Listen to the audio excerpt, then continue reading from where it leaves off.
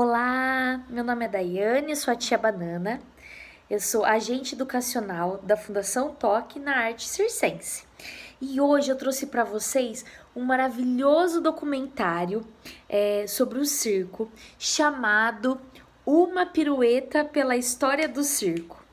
É incrível esse documentário, ele conta de uma forma bem bacana a história do circo e a sua evolução aqui no Brasil, né? Então, o Marcos Frota, que é um grande artista, uma grande pessoa, tem um trabalho, um dos circos maravilhosos aqui do nosso Brasil, chamado Circo dos Sonhos, entre outros, né?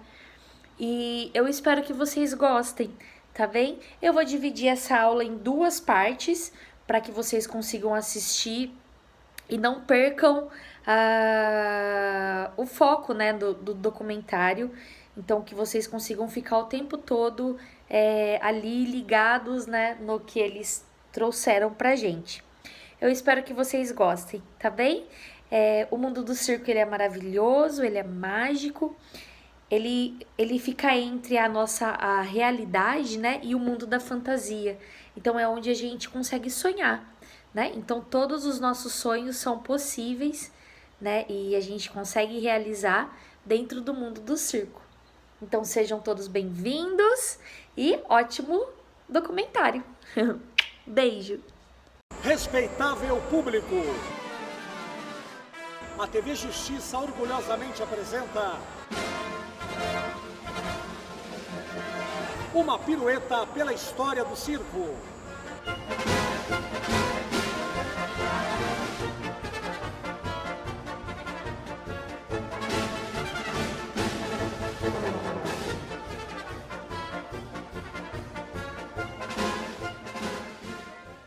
O circo faz parte da história da caminhada dos homens. É reduto de magia e de encantamento, de transcendência. O circo é o lugar da alegria. O circo rompeu a barreira do tempo. Vai de pai para filho, de geração para geração. É um espetáculo que está no imaginário, no inconsciente coletivo da humanidade. Por isso ele é eterno e é universal. Se nós formos focar no gênero espetáculo, o circo é um tipo de espetáculo que apresenta todas as artes cênicas. Então você passa por adestramento, acrobacia, aéreos, equilibrismo, malabarismo, ilusionismo, sempre acompanhado do teatro, dança e música. Mesmo que não tenha uma cena teatral, que não tenha uma coreografia, o teatro, a teatralidade, a dança e a música tá sempre presente no circo. O circo, ele é uma linguagem artística que tem dois polos para mim muito claros, um polo do risco físico e um outro polo do risco artístico. No polo do risco físico a gente identifica esse desejo de superação, tá, que o circense tem e também que emociona o espectador. Tá? E no risco artístico são as inúmeras possibilidades que o artista circense tem de utilizar outras linguagens artísticas, tá, para poder potencializar o seu desenvolvimento da arte do circo também. Minha vida. O circo é tudo. É minha casa, meu trabalho, onde eu tenho os amigos, onde eu fiz toda a minha vida. Minha vida é o circo. É minha vida. O circo para mim é tudo. É minha vida, é minha história, dos meus antepassados. E é uma vida, em algum certo ponto, sofrida às vezes. Por quê? Porque você sempre tem que estar na estrada, né? As áreas para você montar um circo do tamanho do Stankovic é muito difícil você achar. E quando você acha essas áreas, são particulares e é um preço absurdo para você, né, pagar essa área para você montar o circo, e fora as despesas que você tem, né? De artistas, de divulgação.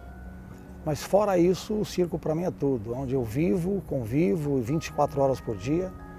E eu sou totalmente dependente do circo e o circo dependente de mim. Para mim, a arte mais rica que existe, assim, uma arte muito rica, É uma arte que conversa muito bem com muitas outras artes, que conversa com a música, que é diretamente associada à música, à dança, à performance, ao teatro, no sentido de uma encenação, né? de uma atuação, de uma postura em cena. Então, para mim, é arte grande, uma arte muito encantadora, que quando te fisga, ela não te larga mais. Eu pretendo ficar o resto da minha vida no circo e ter meus filhos e levando, passando por geração em geração, assim como eu e meus irmãos fazem. Pode faltar acrobatas, equilibristas e não pode faltar o palhaço. É um clichê, mas é real. Circo é sinônimo de palhaço e palhaço é sinônimo de circo. O que não pode faltar no circo é o próprio circo, né? A maior atração do circo é o circo. Existem espetáculos hoje sendo concebidos para ginásios, né? Já tinha uma tradição com o Ringling Barnum Broad Circus dos Estados Unidos, enfim. Mas o circo ele acontece como ritual se estiver debaixo de uma lona. Essa magia toda, ela se reúne neste lugar. E este lugar é de domínio público, principalmente das crianças. Por isso, o que não pode faltar para mim no circo é a lona do circo.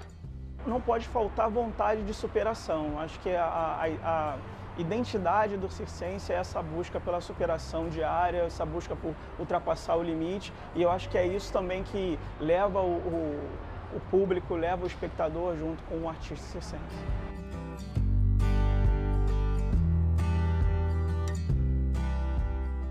Desde pequeno, que a gente no circo começa bem pequenininho, fazendo outras coisas. E vai fazendo, vai se apresentando, começa a fazer... E aí sempre me falaram, você vai ser um bom palhaço, por que você não tenta ser palhaço? E aí com o tempo aconteceu naturalmente. Ser trapezista é uma coisa assim, eu não sei explicar porque só você subindo lá em cima para você saber. É uma coisa porque é um dos números mais tradicionais de circo e dá aquele... Até hoje, eu faço desde os meus 13 anos, eu faço uns 7 anos e dá aquela adrenalina ainda, aquele friozinho na barriga, mas é uma coisa... É lindo, tipo, de se ver e de se fazer. Bom, eu sou criado numa fazenda no interior de Minas Gerais, numa cidadezinha chamada Guaxupé, ali no sul de Minas. E eu tive uma infância totalmente voltada para a natureza, né? Um belo dia passou um circo de ciganos e eu vi o processo todo. Eles chegando, eles se organizando, subindo a tenda e à noite oferecendo os espetáculos para o pessoal que morava na fazenda.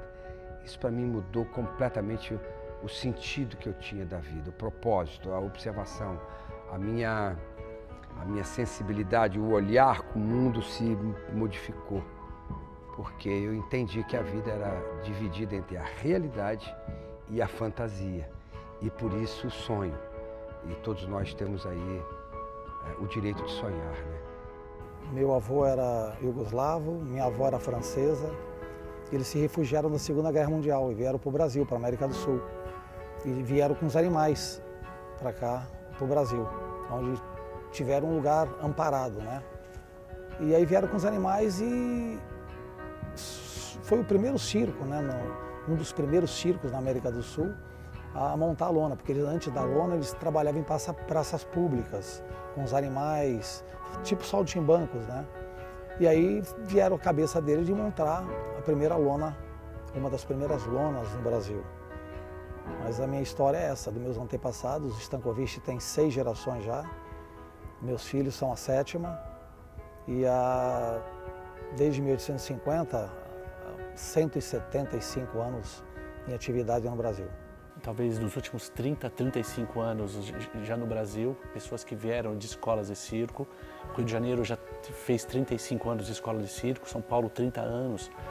Então falo em nome de uma geração muito grande que se apaixonou pelo circo e que nada mais aflige para que desista desse foco e de uma carreira tão linda.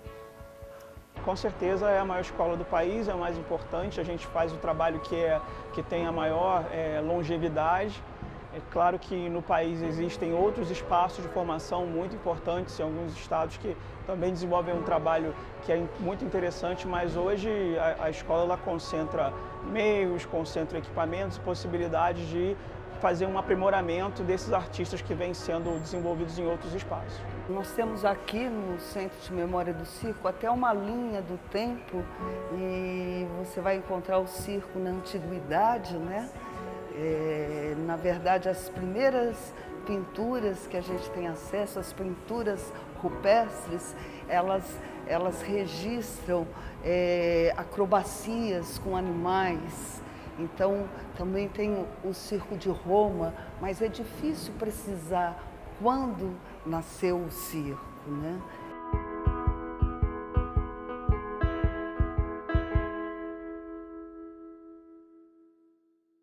No Brasil, a gente tem a Lei dos Crimes Ambientais, que é uma lei federal de 98, que foi um grande avanço para a nossa legislação, que um dos seus artigos, o 32, fala justamente da questão dos maus tratos dos animais, tanto doméstico como silvestre, os nativos que são brasileiros e os nativos de outros países, como no caso o leão, o elefante. Então ele não pode ser maltratado em lugar nenhum. Então a gente tem essa legislação que nos baseamos.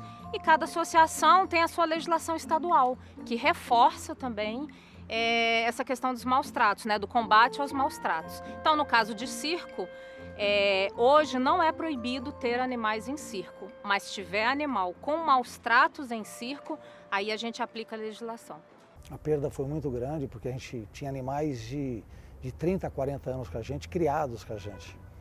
E a maioria dos animais que foram retirados do Stankovic, porque na época a gente acabou pagando, né, pelos outros circos, né, que não tinham condições de tratar os seus animais e as ONGs se apegou àquilo, né, e generalizou aonde foi que nós perdemos os nossos animais. Muitos animais morrem no zoológico, porque no zoológico, às 6 horas da tarde, todo mundo vai embora. Então, essa lei, além dela ser discriminatória, né, discriminar um grupo, difamatória, difamar um grupo, ela trouxe muita tristeza para os próprios animais, muitos nascidos na comunidade do circo e que foram afastados para os zoológicos. Me lembro de uma foto de um elefante do outro lado do fosso e o seu dono aqui, os dois esticando mão e trompa para se tocarem. Muitos animais morreram. Então, eu estou de acordo com a comunidade circense que fosse feitas leis e quem não obedecesse não poderia ter, mas proibir e deixar em outros setores acontecer é uma questão de justiça, né? Vocês vão fazer uma visita aqui nos zoológicos, vocês vão ver o critério de segurança que esses animais têm, o tamanho do fosso para um elefante não atacar o público, porque ataques, por mais que o animal seja bonzinho, pode acontecer. Ele é um animal silvestre, ele tem uma natureza selvagem. Imagine isso num circo, onde o picadeiro não tem segurança nenhuma com as pessoas. Nós já vimos muitos casos de ataque. No Brasil mesmo, uma criança foi atacada em plena apresentação, foi morta e comida por um leão. Quando mataram esse animal, lógico, né, porque ele ia atacar todo mundo, no seu conteúdo estomacal comprovaram que estava 3 dias sem se alimentar. Isso é maus tratos. A gente gosta do circo, né? E o circo reza a tradição de circense, a presença do animal. O circo começou com os cavalos, depois vieram a influência dos povos ciganos, trazendo os animais, a destreza com os animais. E isso fazia com que o espetáculo se juntasse com os números acrobáticos, né? Os números de performance, digamos assim, né? Mas num país tropical como o nosso, com distâncias, tá? É difícil você manter um animal também numa jaula ou num lugar para ele pudesse viajar e se apresentar e tal, né? A primeira questão é não ir em circos que têm animais. Tem uma campanha nacional da Associação Protetora Mundial dos Animais, do qual nós somos filiadas, que lançou uma campanha no ano 2000 que chama Circo Legal Não Tem Animal. Então a gente, em educação ambiental, tenta ensinar as crianças que circo que tem animal, a gente não deve participar desse espetáculo. Com isso, vários outros circos que não têm animais vieram a crescer no Brasil. Quem é que não quer ver, né, os animais no circo, bem tratados, né? Então foi uma perda irreparável para a gente. Tivemos que se adaptar à realidade, né? Tivemos que contratar artistas de fora. Isso ajudou também um pouco a dificultar a sobrevivência do circo. Porque os circos que têm condição de contratar, contratam. Os circos que não têm condição, muitos faliram, muitos acabaram e ficaram pelo meio do caminho. Eu já sou de uma geração que, sendo uma geração que veio de escola, existem duas coisas que não se ensina em escola. A doma, né, a relação com os animais, e magia. Então, tinha uma frase célebre que no circo não se pode faltar bichos, os animais, né? Eu até cheguei a ver animais em circo, me encantava muito, eu gostava muito, mas já não faço parte de uma geração que acha que os animais eram tão essenciais, né? Assim, sou muito mais ligado ao humano, ao artista, do que aos animais. Circo com animal não é legal, e circo sem animais é muito legal, nós temos que incentivar muito.